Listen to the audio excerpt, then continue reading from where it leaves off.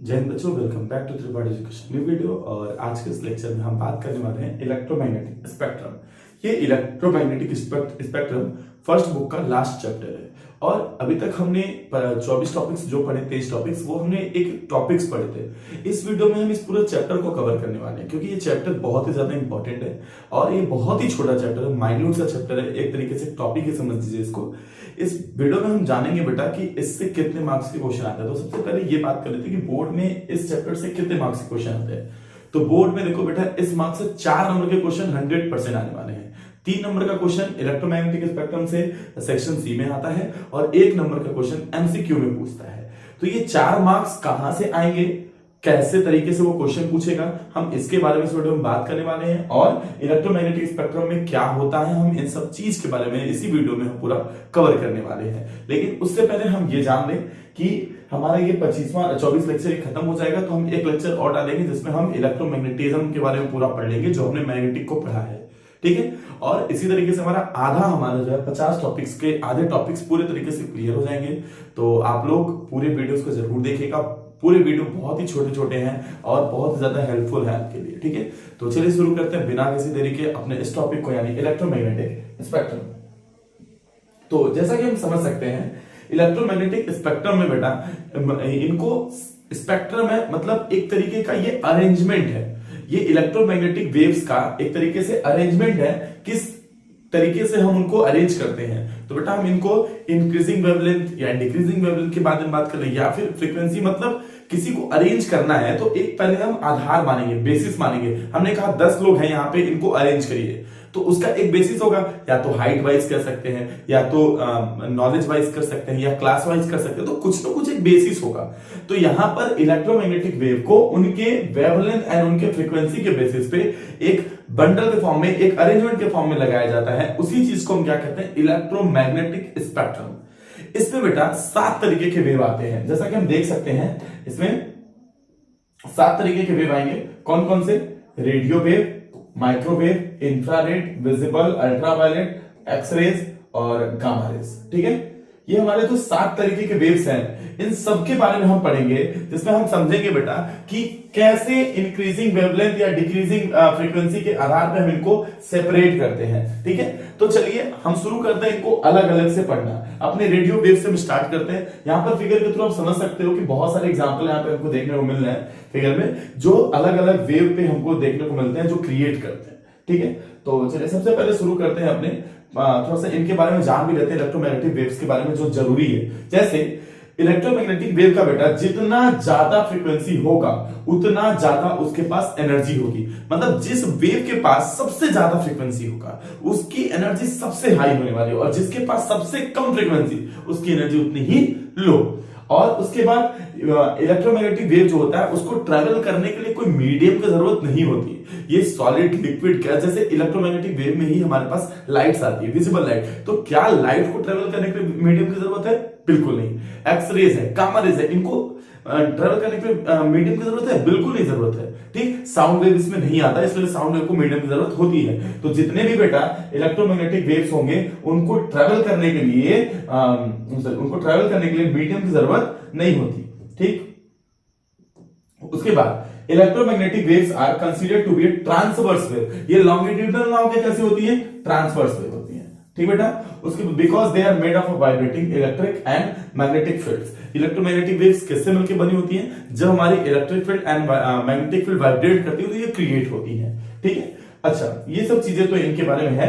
उसके बाद जितना ज्यादा बेटा फ्रीक्वेंसी होगा, वेवलेंथ उतना ही ज्यादा कम होने वाला है। आगे अगर हम बात करें तो अपने पहले टॉपिक्स, यानी कि वेव को अगर ऑर्डर में पढ़े तो सबसे पहला वेव आता है, वो होता है बेटा हमारा रेडियो वेव्स। इस रेडियो वेव में हम क्या पढ़ने वाले हैं? रेडियो वेव को क्या समझते हैं? देखिए, एक ऐसा वेव जिसका सबसे ज्यादा वेवलेंथ हो और सबसे कम फ्रीक्वेंसी, उसी को क्या कहते हैं? Radio waves. Radio waves have the longest wavelength and lowest frequency. Wavelength range from thousands meter to 0.001 metre. मतलब 1 मीटर का 1000वां हिस्सा से लेके इसको हम 0.001 मीटर तक ले सकते हैं। ठीक है। उसके बाद इसको यूज कहां करते हैं?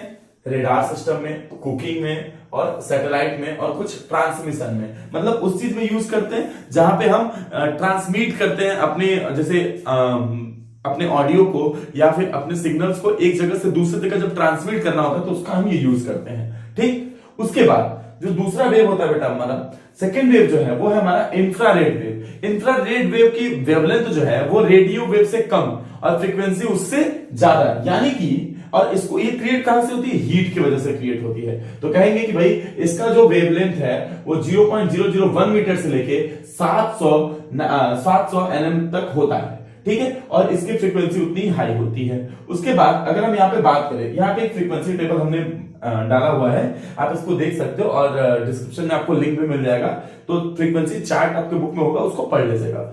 उसके बाद इसका यूज कहां करते हैं बेटा, इसको टीवी रिमोट में और अंधेरे में और बाकी सारे कंट्रोल डिवाइस में यूज करते हैं। किसका, इंफ्रारेड का। ये क्रिएट कहां से होती है, हीट की वजह से। उसके बाद विजिबल लाइट, जो थर्ड हमारी है विजिबल लाइट। विजिबल लाइट बेटा जो हम देख पाते हैं, जैसे ये ब्लू कलर दिख रहा है, व्हाइट कलर दिख रहा है, येलो कलर दिख रहा है, रेड दिख रहा है। क्यों दिख रहा है, क्योंकि ये विजिबल है। इनका वेवलेंथ कहां से होता है, 700 एनएम से लेके 30 एनएम तक होती है। ठीक है, 700 एनएम बेटा हमारा रेड लाइट का वेवलेंथ होता है और 30 एनएम हमारा होता है, 30 एनएम वो हमारा वायलेट लाइट का होता है। ठीक है, और इनकी फ्रीक्वेंसी इंफ्रारेड से हाई होती है। ठीक, इस वेव को हम कहा यूज करते हैं, हम सारी चीजों अपने सराउंडिंग्स को देखने के लिए इनका यूज करते हैं। ठीक, अगला जो चौथा है वो हमारा, थोड़ा विजिबल लाइट के बारे में और भी पढ़ ले, तो जो विजिबल लाइट होती है बेटा वो व्हाइट लाइट में 7 कलर्स टूटे होते हैं, जिसको हम कहते हैं विबग्योर। उल्टा अगर पढ़े तो विबग्योर मतलब violet, indigo, blue, green, yellow, orange और रेड। इस फॉर्म में, स्पेक्ट्रम के फॉर्म में ये रहते हैं। इसको हम लोगों ने रिफ्रैक्शन थ्रू द प्रिज्म में अभी आगे पढ़ेंगे, क्लास 10 में भी आपने इसको पढ़ा होगा। उसके बाद यूवी लाइट, अल्ट्रावायलेट लाइट का क्या होता है, इनका वेवलेंथ बेटा 400 एनएम से लेके 10 एनएम तक होता है। देखिए जैसे हम जैसे आगे बढ़ते जा रहे हैं बेटा, वेवलेंथ घटता जा रहा है और जितना ज्यादा वेवलेंथ घटेगा उतना ज्यादा ही फ्रीक्वेंसी बढ़ता चला जाएगा। ठीक है, उसके बाद इसका यूवी रेस की एनर्जी बढ़ती जाती है क्योंकि इसका फ्रीक्वेंसी बढ़ता जा रहा है। ठीक है, और इसके वजह से ये डैमेज देते हैं हमें। यूवी रेस से हमारी आंखें डैमेज हो सकती हैं। ठीक, जहां पे जैसे बोल्डिंग होते हैं, सोल्डिंग होता है तो उससे यूवी रेस निकलती है, इसलिए हम लोग ब्लैक गॉगल्स पहनते हैं उनको प्रिवेंट करने के लिए। ठीक है, अब although we cannot see UV lights, bees, bats, butterflies, some small rodent and birds can। हम जैसा कि नहीं देख सकते, लेकिन बीज हो गई मतलब मक्खियां हो गई, मधुमक्खी हो गई, बैट्स हो गए, बटरफ्लाइज हो गई, ये सब कुछ छोटे छोटे जो जानवर हैं, जितने छोटे छोटे जानवर होते हैं ये लोग इन सब चीज को देख पाते हैं। ठीक है, और ये हमारे स्किन को यूवी जो है विटामिन डी प्रोवाइड करती है। ठीक है, लेकिन ज्यादा हमें स्किन इन्फेक्शन के फॉर्म में मतलब जलन, स्किन बर्न कर देती है। ठीक है, और इसको हम लोग स्टेरिलाइजेशन में यूज करते हैं क्योंकि ये बैक्टीरिया को किल करता है। उसके बाद वहीं पर अगर हम आगे बढ़े तो एक्सरेज आता है। एक्सरेज हम सभी लोग जानते हैं कि हम कहां इसको यूज करते हैं। एक सेकेंड,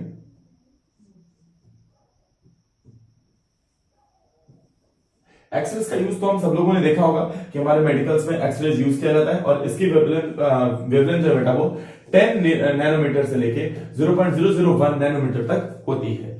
ठीक, और इसका यूज तो हमको सबको पता है। उसके बाद जो अगला हमारा आता है गामा रेज। ये गामा रेज सबसे, देखो गामा रेज के पास सबसे ज्यादा एनर्जी होती है, मतलब एनर्जी ज्यादा होने का मतलब क्या बेटा, सबसे ज्यादा फ्रीक्वेंसी और सबसे ज्यादा वेवलेंथ होता है। ठीक है, इसका वेवलेंथ बेटा 10⁻12 तक पहुंच जाता है।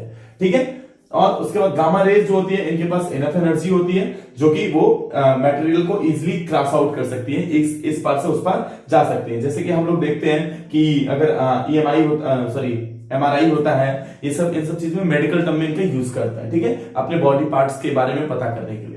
ठीक है, कोई डिफेक्ट ना हो। और उसके बाद यहाँ पे कुछ पिक्चर्स देख रही हैं, इस पिक्चर में ये लोग एस्थमेटिक पर्सन का लंग्स को देख रहे हैं, किसके मदद से, गामा रेज की मदद से, या फिर जिसको कह सकते हो आप एमआरआई की मदद से। ठीक है, उसके बाद अगर हम यहाँ पे बात करें इस चैप्टर्स का, तो यहाँ पे ये हमारे 7 रेस थे। ठीक है, सातों वेव हमारे जब खत्म हो जाते हैं तो हम समझेंगे कि बेटा सातों वेव के बाद हम ये देखेंगे कि इस चैप्टर से कैसे क्वेश्चन पूछे जाते हैं। अगर हम इस चैप्टर के बारे में बात करें तो इस चैप्टर से कैसे क्वेश्चन आएंगे हम उनको देख लेते हैं। देखिए यहाँ पर सारे वेव्स हमको देखने को मिल रहे हैं, इलेक्ट्रोमैग्नेटिक वेव्स हमको सारे देखने को मिल रहे हैं। तो क्वेश्चन क्या पूछेगा? देखो बेटा, क्वेश्चन हमारा 3 तरीके से पूछ सकता है आपसे, ठीक है? कोई भी अगर वेव है तो क्वेश्चन हमारा 3 तरीके से पूछ सकता है। सबसे पहले किसी भी वेव का फ्रीक्वेंसी एंड वेवलेंथ, ये आपको याद होना बहुत ही जरूरी है, ठीक है? फ्रीक्वेंसी और वेवलेंथ आप याद रखे रहेंगे तो ये बहुत ही ज्यादा आपको हेल्पफुल होगा। उसके बाद उसका ओरिजिन, वो कैसे क्रिएट होता है, ठीक है? और तीसरा टॉपिक इसका यूज। केवल बेटा यही 3 टॉपिक अगर हम इलेक्ट्रोमैग्नेटिक वेव्स के, सातों वेव्स का ये 3 टॉपिक जान ले तो आपका ये 4 नंबर का क्वेश्चन है ना, वो 100% यहां से हो जाना है। 100%, ठीक है? क्योंकि बोर्ड्स के एग्जाम में ये क्वेश्चन जरूर रिपीट करता है। तो इलेक्ट्रोमैग्नेटिक वेव्स के बारे में हम बस इतना जानेंगे कि उनकी फ्रीक्वेंसी कितनी है और उनका वेवलेंथ कितना है, दूसरा उनका यूज, और तीसरा हमारा ओरिजिन, कौन सी चीज कहां से ओरिजिन होती है, कैसे ओरिजिन होती है और उसका क्या यूज है। केवल इतना अगर हम समझ लें तो हम ये पूरा का पूरा टॉपिक खत्म कर देंगे, ठीक है बेटा? तो thank you for joining us and मिलते हैं नेक्स्ट वीडियो में। तब तक के लिए जय हिंद।